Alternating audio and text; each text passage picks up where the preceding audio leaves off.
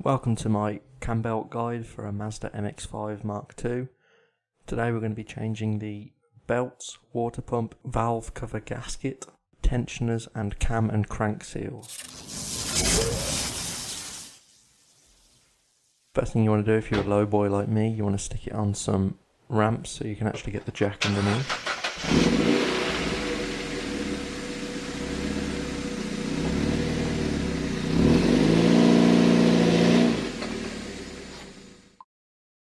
First thing you want to do is jack the car up and then put it on some axle stands anywhere in the subframe. I've just put them on there, but you can put them on wherever you want to, but I don't want to put them on the sills because they're terrible on these cars as it is. You want to take off the 9 bolts holding the underneath of the engine tray if you've got one.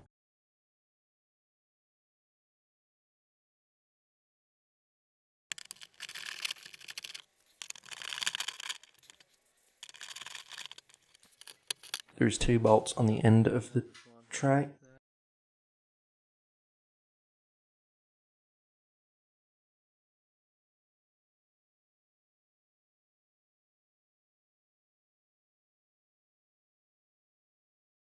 Now onto the other 2. They're out.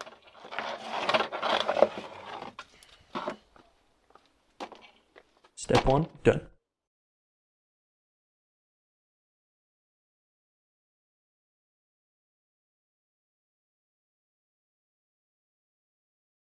Get a bucket, head underneath the car and take off the bottom hose of the radiator, or there is a drain plug, but if you undo the hose you're less likely to break that drain plug if you don't touch it. I've got a Jubilee clip, but you might have one of the clips that are on the top of the hoses.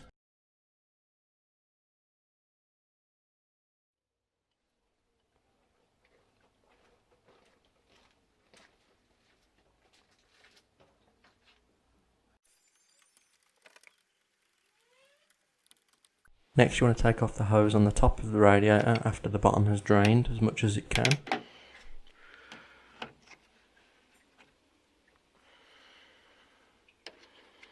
Then take off the filter expansion bottle hose.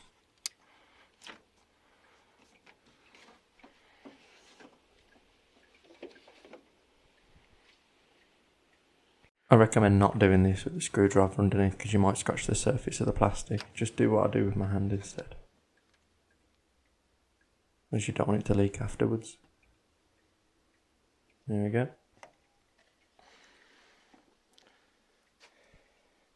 As you can see here, I don't have a standard intake system, but yours might have a little box that goes around here. This one's removing. There will be a few bolts holding the box in, and a few bolts and sensors, including the MAF, on the intake system. Next you want to totally remove the hose for the radiator that comes off the front of the thermostat.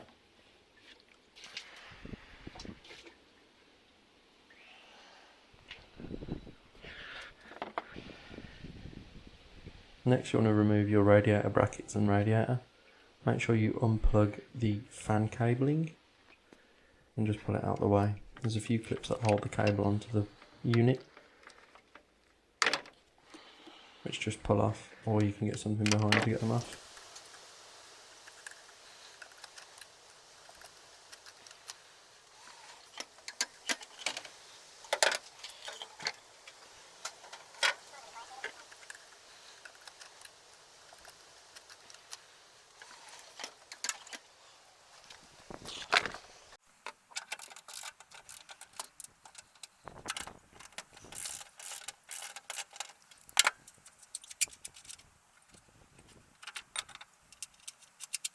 I'll put the nuts back onto the threads so you don't lose the nut. Find this good practice to do throughout any project you're doing. The radiator should just lift out, which I definitely need a new one of. Look at the state of those fins.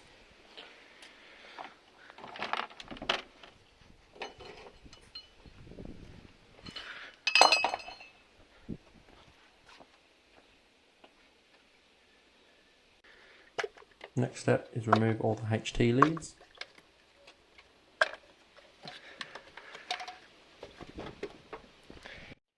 Now Now you've got all the plugs off, you can take the breather out the top. There are 3 bolts holding in the back of the coil pack, but you only need to undo the top 2, leave the coil back in place.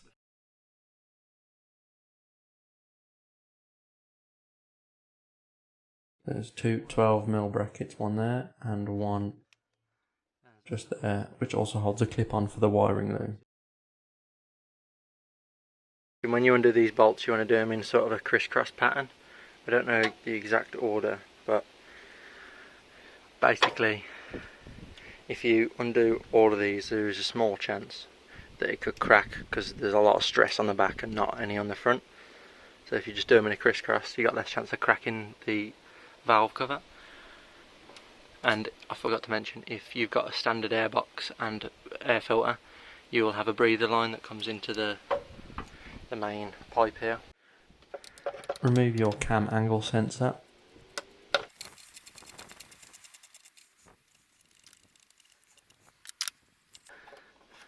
Again, I replaced the bolt as not to lose it and plug the sensor back into the wiring loom, so not to lose that as well.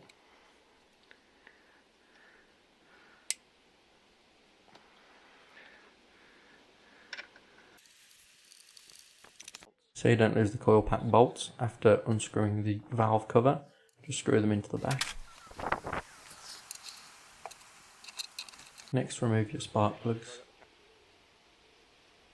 Right, so I got the cam cover off and the worst thing ever has happened to me. One of the bolts has sheared off into the block, so what I'm going to do is I'm going to set the car on fire and claim on the insurance. Go watch another guide. Anyway, the next step is getting the accessory belts off.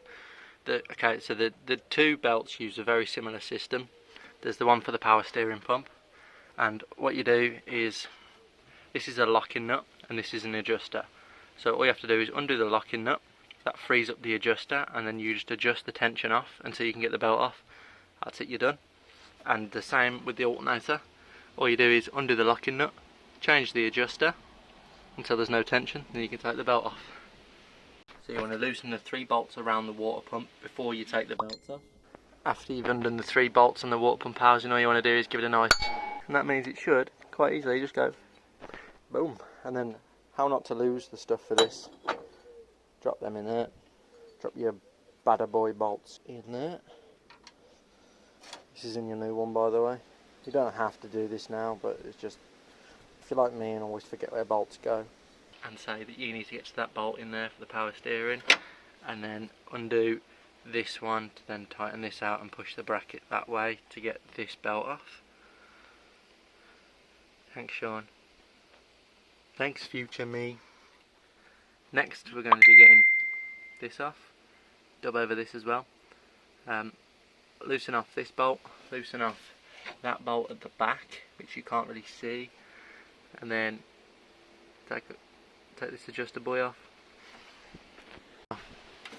Loosened off the 13mm and the other 13mm, and that one I didn't actually undo, but you might have to. At the back, I think it might be another 13mm, you can probably see it better from underneath. This bolt here, this is the back end of it, and then you just knock the alternator that way, or if you get it loose enough, push it back in, and then you should be able to get off. And that's the water pump belt off, and the alternator belt. One out. You want to take out the 4 10mm on the harmonic dampener on the camshaft. So what you want to do is you want to make sure that your handbrake is on and that you're in 5th or 6th gear if you've got it. Just a high ratio so that it doesn't spin too much. It's got a load of resistance. Make sure your handbrake's on hard, and then get your 10mm in there. Undo the harmonic dampener. Might need a tap like the water pump did, because the amount of rust I got in this is just, it's laughable. So that's all the bolts out of this, and you see that you might want to just give it a nice little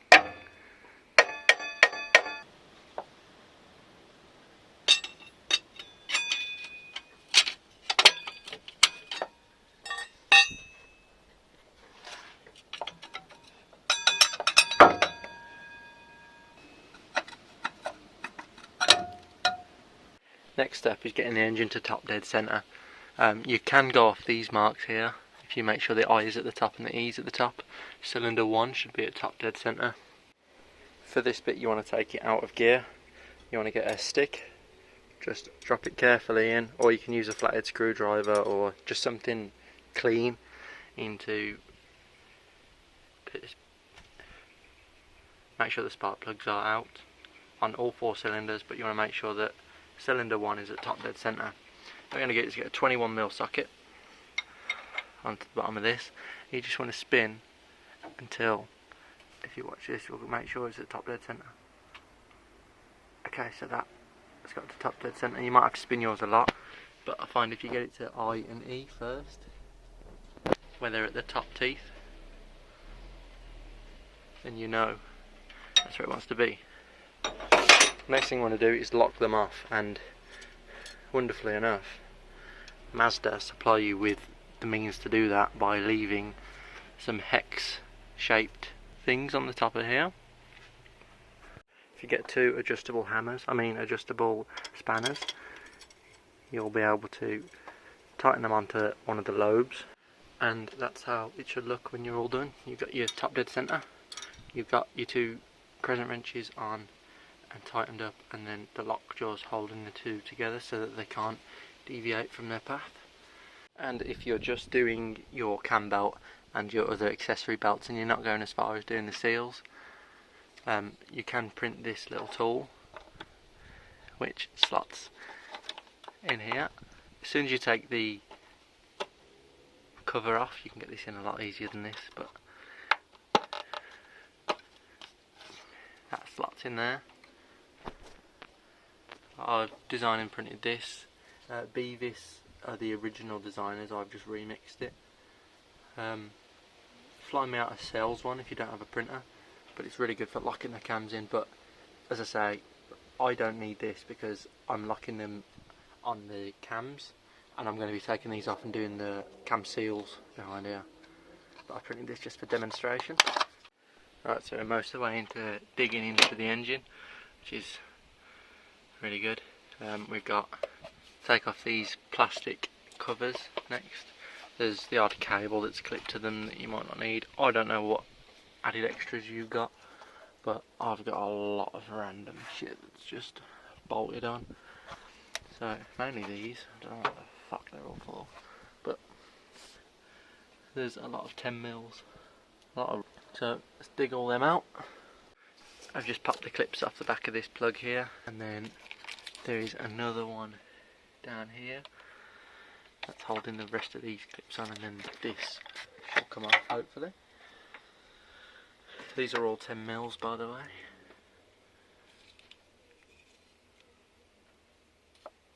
That's the top piece out, just the 4 bolts. This did crack this side, but I'm not that bothered. I'll just put it in that same way. If you don't want to lose the bolts for that, and because they've got the odd bracket on, haven't they? So the one is still on there because it's the broken bolt that's caused the crack. But remember that one went in there, the one with the bracket, and this one.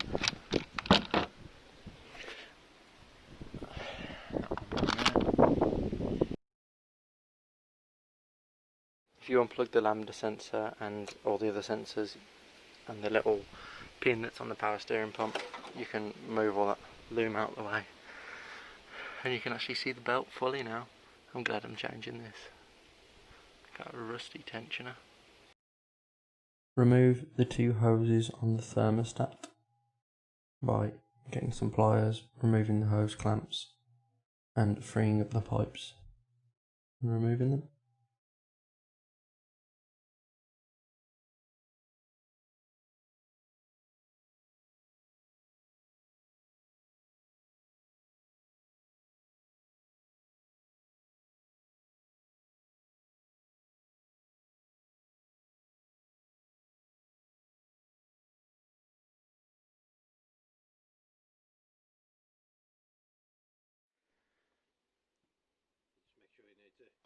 Next you want to make sure you're in 5th gear and the handbrake on. Yeah. And undo the crankshaft bolt.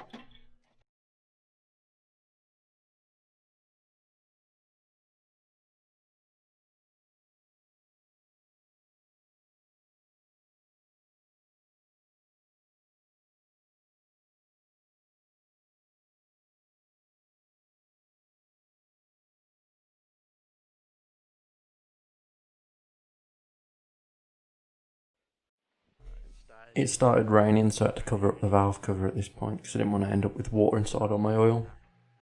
The teeth between the two cams on the belt should be 19 teeth apart. There's little indents on the cams. Line those up and make sure the little divot on the bottom of the crankshaft is lined up with the little arrow.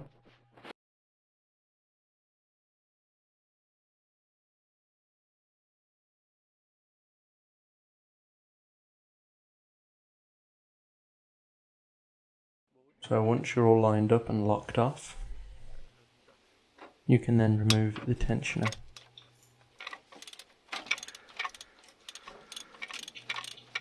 Remove the tensioner spring. Remove the belt. It should come off now, there's no tension. You can now remove the tensioner. You just have to work free on this little pin at the bottom, which is the pivot point for tensioning.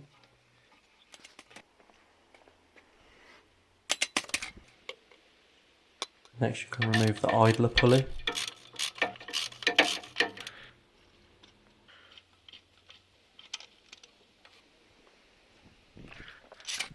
When you undo one of the cams, you want to make sure you're holding on to the adjustable spanner when you do them,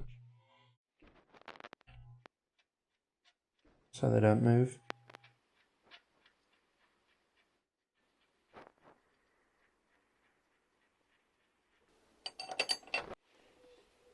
Both cams are identical, but just for peace of mind I put them back on the same one as I took them off and remembered which way. Next you want to remove your cam seals. I got a screwdriver, put it in a bench grinder and rounded off the end, and then used it to pry behind. I just pushed the two new seals into those flush with the body of the car.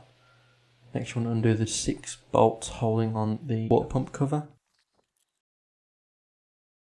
Next is 6 12mm bolts on the water pump, 4 on the face, 2 on the connection on the side, and there's 1 on the alternator to the left. If you get underneath to undo the 2 on the piece on the side, it's much easier to get to. Once you've got all the bolts out, you can then lift off the water pump. If you pull up,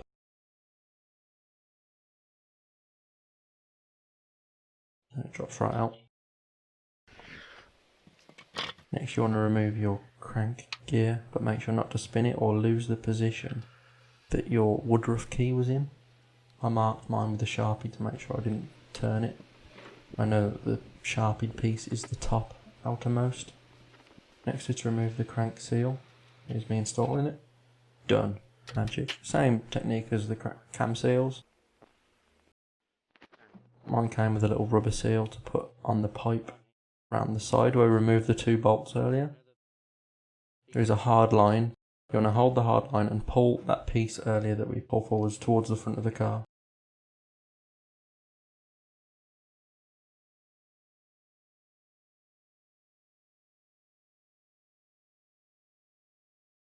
Get a flathead screwdriver underneath the seal, pull it on, put the new one on, which I'm going to do now. That's the new one on now, and then I put a bit of oil on the housing to push onto the hard line. You want to put the gasket on the back of the pump, and ideally put 1 or 2 of the bolts in. I like to do a top and a bottom one, and you just go from underneath, lift up. What a catch. Oh, never mind. That's the pump lifted in, put the 4 bolts in, I tightened them up in a crisscross so that the gasket doesn't get squashed on one side and then you're loose on the other and it causes a leak. And I've done the 1 bolt into the alternator up. Tensioner can go on, the idler can go on, and first of all you want to do this and put the seal in, just the 2 bolts you took out from there. Put your gasket in, tighten it up. That's those 2 bolts done up till the gasket's gone snug. New idler.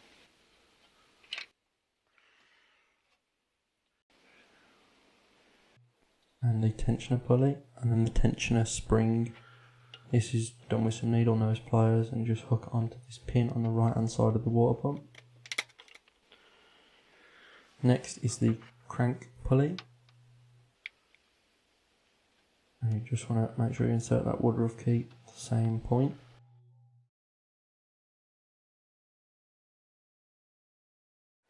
It got dark last night, so I stopped recording.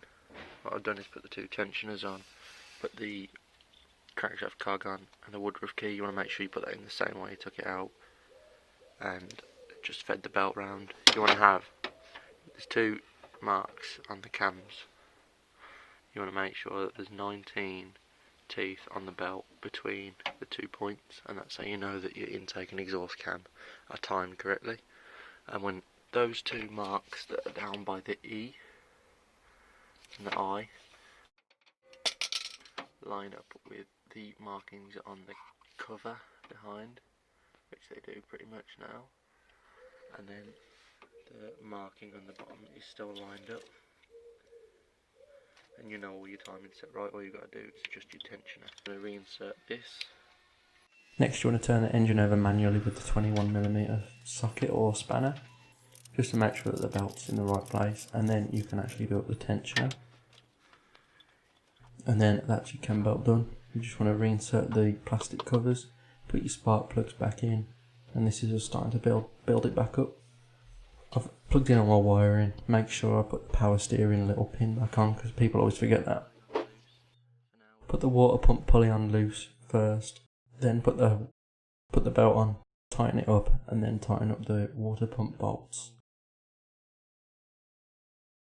Just tightened it up with the 12mm bolt, and then tighten the front and back.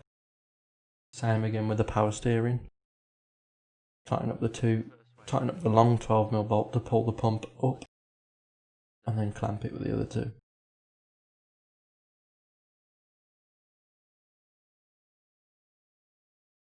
You want enough belt tension so you can move it up and down 5 to 10mm. Next you want to insert some sealant on 6 points. 4 at the front and 2 at the back over the moon shaped pieces out the valve cover. This is the valve cover reinserted and HT leads put back on. Ensure that these are put on in the right order. All the belts are tensioned. Next is insert the radiator and add the hoses back in. Make sure you plug the fan wiring back in also. Make sure you get your feed and expansion from the overflow bottle into the top of the radiator. Reinsert MAF plug and air temperature sensor on the intake. And refill your coolant.